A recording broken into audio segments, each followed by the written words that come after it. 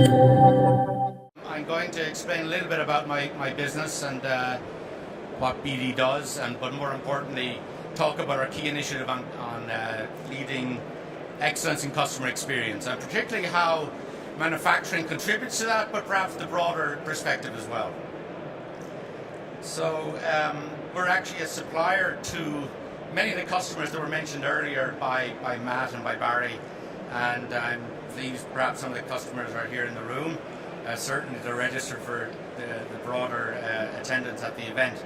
So without further ado, let me go ahead and just explain just a little bit about BD and what we do and our history. So BD is a leading medical technology company. It's now number 3 in the ranking of medical device companies, founded in 1897 with a very strong heritage of health impact across the spectrum. Today we have 65,000 employees with an annual investment in innovation of $1 billion plus, also matched by approximately $1 billion in capex. So we're very capex rich because of the nature of the business. We require a lot of capex, and that's always something of focus for business. So just a little description again. We have 3 segments. We have the life sciences segment, which actually improves delivery, discovery and diagnosis of very difficult, sometimes life-threatening diseases such as oncology and HIV throughout the globe. Also, it's pretty basic too. If you do go into a laboratory or a hospital to have your blood drawn, it's most likely you will actually, the nurse or clinician will use a BD device. The medical segment, of which I am part of, actually improves medication delivery and has a broad range of products which are widely supporting hospital and infection prevention throughout the hospital, but also medication management, which is a new addition of a significant capex. And now what we're seeing is, for example, a healthcare hospital group in the US, for instance, will take our software to actually manage their entire medication management system and patient data system. So a little bit to Barry's point earlier, digitalization is coming loud and clear to BD as well, and indeed very visible at the hospital and coalface. In addition, a recent addition is BD, the interventional segment, which some of you may know. That was the acquisition of CR Bard, which was just completed a couple of weeks ago. Bard provides products supporting oncology, urology, and various interventional procedures in the hospital space. So again, back to my business. It's the only business that's actually headquartered outside the US. The rest are all in the US. The company itself is headquartered in Franklin Lakes, New Jersey. And as I said, my business happens to be headquartered just outside Grenoble in France, where I am based. And we're the pharmaceutical systems business unit, and I'll explain the products in just a couple of minutes. The revenue of the business is 1.3 billion. We have almost 5,000 associates globally with 8 manufacturing plants. As I said, headquartered just outside Grenoble. So just a little bit about our products, so that you get a perspective on what we're dealing with.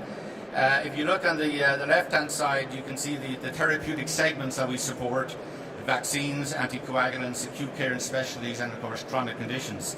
As Barry mentioned earlier, some of the investment and the speed of growth of products is really in the chronic condition space.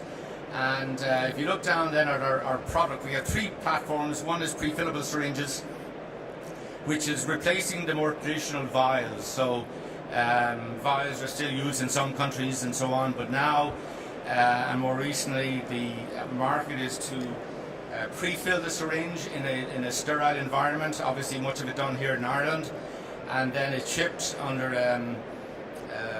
close conditions globally and then stored. It must have a shelf life for up to 5 years, so therefore you can expect that the nature of the glass syringe is quite different from the common or garden syringe that maybe we saw earlier.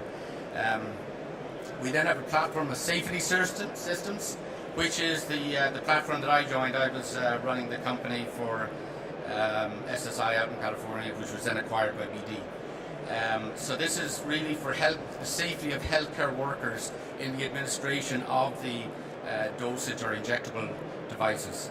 So this is an anti-needle stick device. This started out in the year 2000 when the HIV epidemic was very prevalent in California, and BD was the first company to come forward with an anti-needle stick safety device to protect the healthcare worker. So on the right hand side we have our self-injection system, so it's called self-administration and injection systems. So again, for more chronic conditions nowadays, the direction that we're moving in really is to provide the patient with a therapeutic dose to take home and inject themselves with, as required on the frequency of, depending on the therapeutic disease that patient is suffering from. So we put a lot of investment into this and innovation. It's drug delivery systems, it's known as. So you can imagine as the drugs evolve and the various therapeutic fields that they support evolve, they need ever advanced injection systems with extensive human factors engineering investment to actually develop the most latest technology to ensure patient safety, safe administration of the drug, and as you can see, smart mentioned in there, digitalization. So we are preparing our devices for smart, which means that it could be the requirement to just notify the patient of the frequency when the patient should self-administer the drug, or indeed it could be something where the data can be uploaded to the doctor's office to give a feedback on how that patient is complying with the regimen of the dosage. Not so much perhaps on the outcome, but more on the frequency of dosage and that sort of thing. Something very widely developing, I would say. We, as I speak, we work with the leading pharma and biotech companies with their innovation group and their med device group to actually look at the human factors element, and also what sort of data actually will be contained on the smart module, which will be part of the device. Again, just a little bit of housekeeping here, just to give you a perspective on my own business unit. I did have to clarify that the business unit BD is strongly represented in Dunleary and in Drogheda, and has been for many years. It's not my business unit. I am associated with, I lead the other business unit, which is represented here. We manufacture in Columbus, Nebraska, just outside Mexico City, which is our largest manufacturing with 2,500 employees. We manufacture in Tatabánya, Hungary with about 700, Swindon, the UK with 400, and then in Pontyclun, where I'm based, we have about 1,200 associates manufacturing. Then if you go to the east, we have a location in Fukushima, Japan, which thankfully was not impacted by the tsunami many years ago, but is always an area of risk. Suzhou, China is just something we're just launching now. Because of the tighter regulations in China, there is a need to actually manufacture in China. So we want to compete in that local market. We found that it's not so easy to import. That is well established now throughout the regulatory chain, that really you have to have local manufacturing. So we started a manufacturing plant there in Suzhou, and that will come online in about three years. So again, we're in an industry that takes a long time to actually invest and actually get through the regulatory cycle to actually deliver to commercial stage. So a little bit about the market landscape, and we'll touch on some of the points made earlier by the speakers today. It'll give you an idea, and that's leading to how customer excellence is so important, and indeed how manufacturing fits into customer excellence. So if you look at the various quadrants here, you can actually see, tightened regulation. That's something that is we call a headwind in our industry, which means that there are tougher and tougher requirements coming from the agencies such as the FDA, and indeed throughout Europe, and indeed the China FDA, which is in fact extremely advanced in terms of the requirements, Japan included. So that's that pressure, an ever-increasing one, and I would say even over the last 3 to 4 years we've seen a rapid tightening of the regulation and increased requirements. So therefore that behooves us as a supplier to the industry and partner to the pharma industry to actually deliver the latest technology at the highest quality. Chronic diseases were mentioned several times by other speakers and indeed myself. This is a fact. As we look at lifestyles across the globe, we can actually see, unfortunately, various difficult chronic diseases. But of course, with the investment in healthcare, we're seeing, as I think Barry mentioned earlier, the significant improvement in oncology, for instance, where there's rapid deployment of new drugs and new therapeutic devices that will actually help going forward in that space. Digital health, we've talked about that enough, so I think I'll just move on from there. Bottom left, healthcare costs. That's an increasing challenge as we look across the globe in every environment that we sell in. We have a global business, therefore we're very prone to changes in the healthcare spending in the US, in Europe, Latin America, obviously in China, India, and so on. So what we're seeing, and it's pretty consistent actually, is that healthcare administrations, therefore hospitals, are under increasing scrutiny and have a tightened budget, just like everybody else. So they're looking at faster ways to reduce their costs, and that therefore usually comes back into the ecosystem, into the pharma companies, and eventually hits us as a partner and supplier to the pharma industry. So we have to be competitive. We have the leading market share in our space. At the same time, we always have to be awake to competition.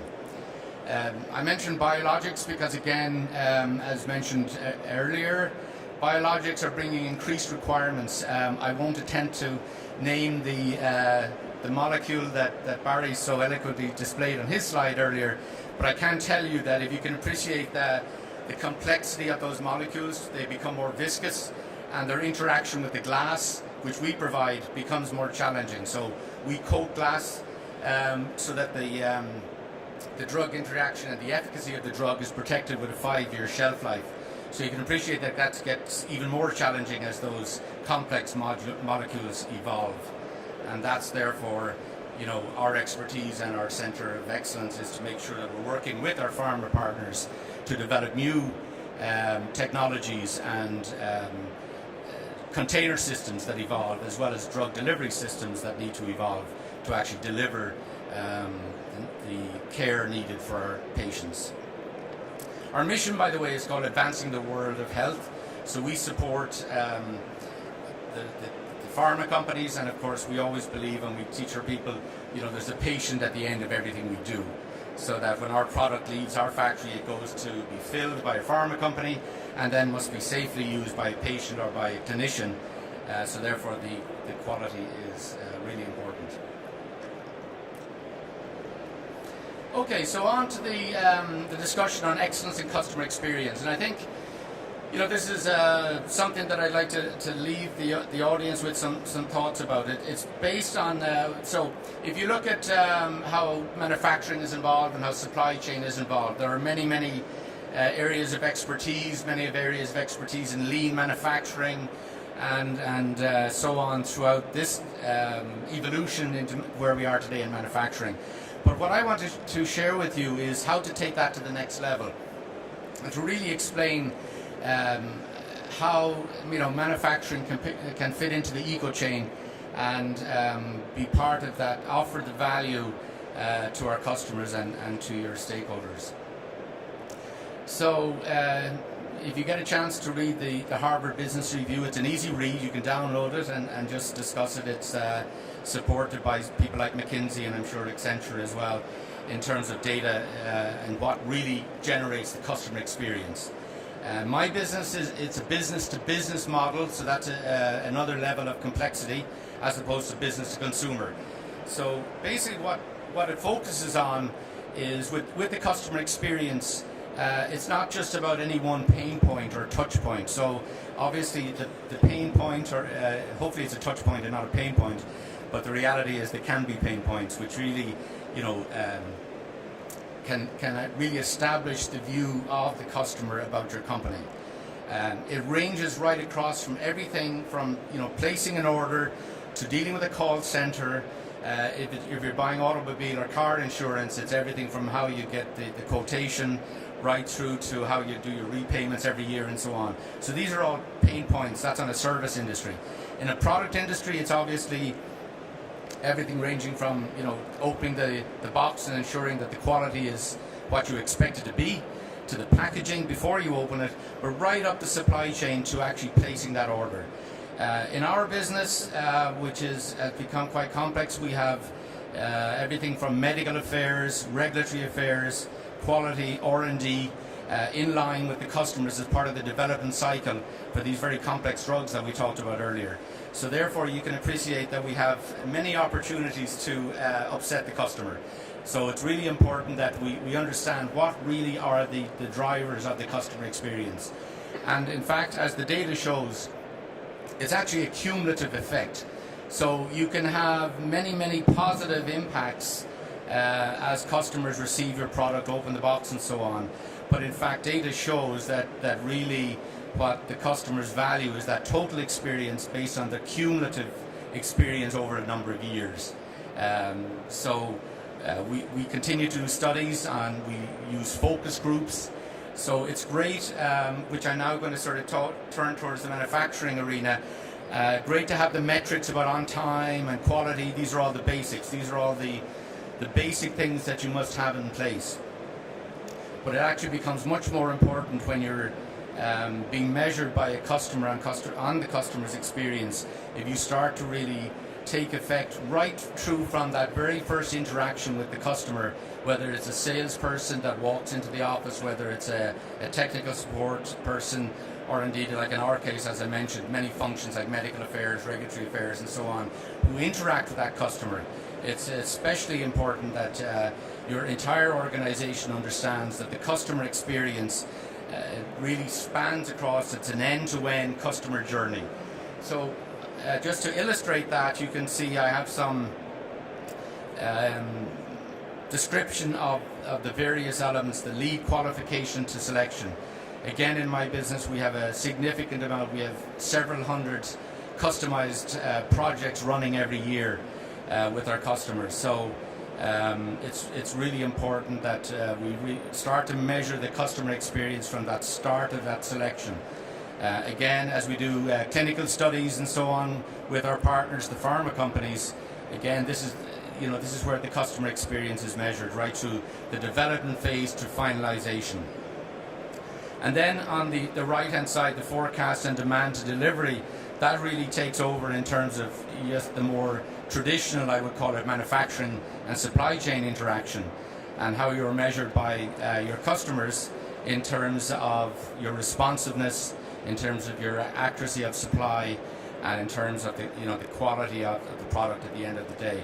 So product delivery to filling and assembly. We supply to the pharma companies, 10 of the large ones, that they're all our customers based in this country, and many more. They actually use our syringe as a primary container, which in fact nowadays is a combination product, so that when they do their filing, the syringe and the drug is filed with the regulatory agency as a combination product, which puts extra strain on resources. This is a regulatory change that happened about 5 years ago, and now puts increasing demands on the quality of our syringe entering their filling line through their final packaging and out to their customer. So that's the entire supply chain.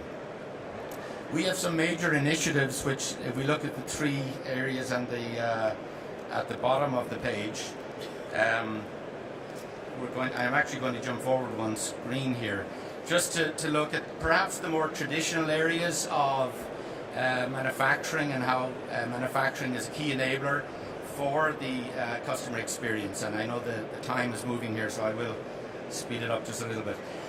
So we have the main areas of quality. That's a given, but the areas of concern are obviously to avoid any biological contamination or non-biological contamination, both parts. supply chain in terms of responsiveness and business continuity. So nowadays, the pharma companies, which are our key customers, they're requiring business continuity. So when they sell their product to a tender in any given market, they have to assure the government of that country that they have supply and that they continue supply. So for instance, in the US, which sometimes reaches the attention if there's a shortage of a particular drug, the pharma company is under scrutiny, and it could roll uphill to my company, which we're supplying them with. So continuity of supply is an absolute essential across the supply chain. It's the price of admission, so something that we work very closely on.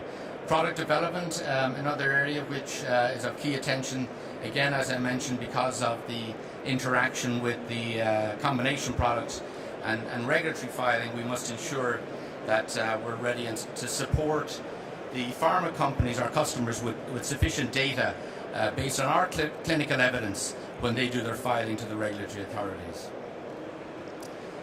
Switching over a little bit to operational excellence, so just a couple of points here. These are really almost the right of admission to people, the manufacturing arena that we're in today, showing the latest technology. So we spend in my business a significant amount of CapEx. I'm not allowed by legal to actually quote the exact amount, but just to give you an idea, it runs in the hundreds of millions of dollars of CapEx every year. So that's a significant CapEx requirement to keep pace and lead the industry with groundbreaking technologies, some of which I'm touching upon here. Ultrasonic washing, which is for reducing the endotoxin level and also ensuring that syringes are free from visible particles. On the right hand side, a funding index line. Again, not so sort of breakthrough technology to some industries, but it is quite advanced in our industry, where our product starts out as a glass cane about 2 meters in length and then becomes a syringe. So obviously it's handled along the way, and this latest technology ensures that there's zero glass to glass contact throughout the full production cycle. Supply chain initiatives such as vendor managed inventory, which we do with some of our customers. Again, it's not really rocket science, but it is reasonably breakthrough in terms of the pharma industry, and we're very proud that we have a couple of examples running right now where we get real-time updates on the inventory from our customers. Again, not very new, but something that is new to the pharma space and pharma world. On the right hand side, supply chain, we came up with this time really advanced customer experience, or RACE, which focuses on data right across the supply chain spectrum.